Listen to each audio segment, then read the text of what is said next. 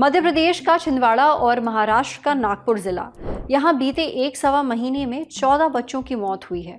सटीक वजह अब तक पता नहीं चल पाई है, लेकिन डॉक्टर्स का अंदाजा है कि ऐसा अक्यूट इंसेफेलाइटिस सिंड्रोम यानी AES की वजह से हो सकता है। ये क्या है बताएंगे आपको, पर पहले पूरी खबर जान लीजिए। मीडिया रिपोर्ट्स के मुताबिक जिन 14 बच्चों की मौत हुई उनमें से एक नागपुर सिटी और बाकी 13 छिंदवाड़ा से थे।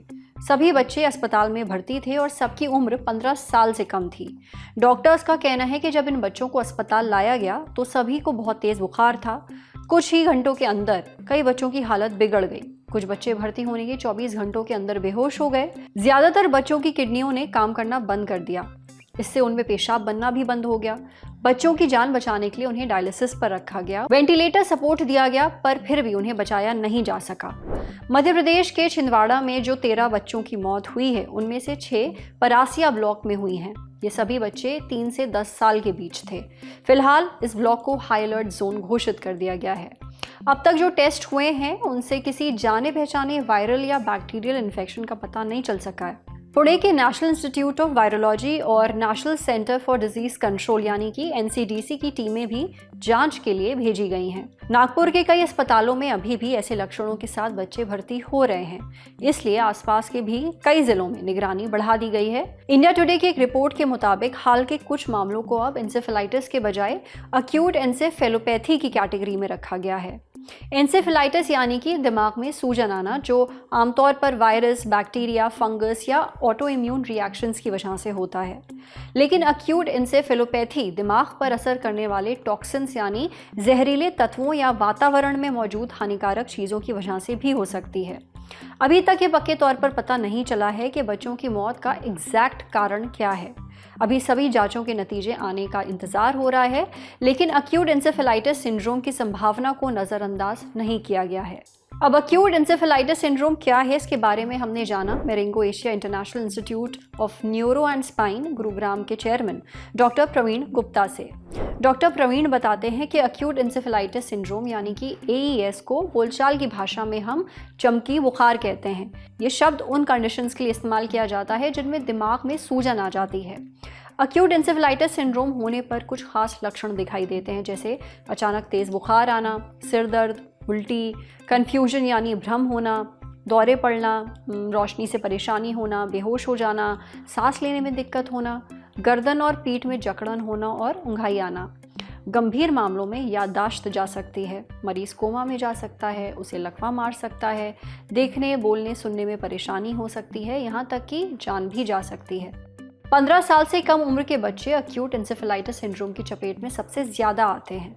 इसके अलावा जिन लोगों की इम्यूनिटी कमज़ोर है, जैसे HIV और एड्स के मरीज़ या जो इम्यूनोसप्रेसिंग दवाइयाँ खाते हैं, उनमें भी encephalitis, specially acute encephalitis syndrome होने का खतरा है।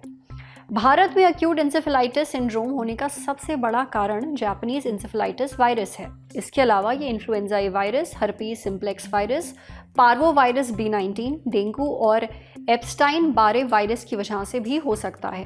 कभी कभी ये बैक्टीरिया की वजह से भी हो सकता है, लेकिन आमतौर पर इसका कारण वायरस ही होता है। जब अक्यूट एंसेफेलाइटिस सिंड्रोम के लक्षणों वाला कोई मरीज डॉक्टर के पास जाता है तो वो कुछ टेस्ट करते हैं, जैसे दिमाग का CT स्कैन या MRI।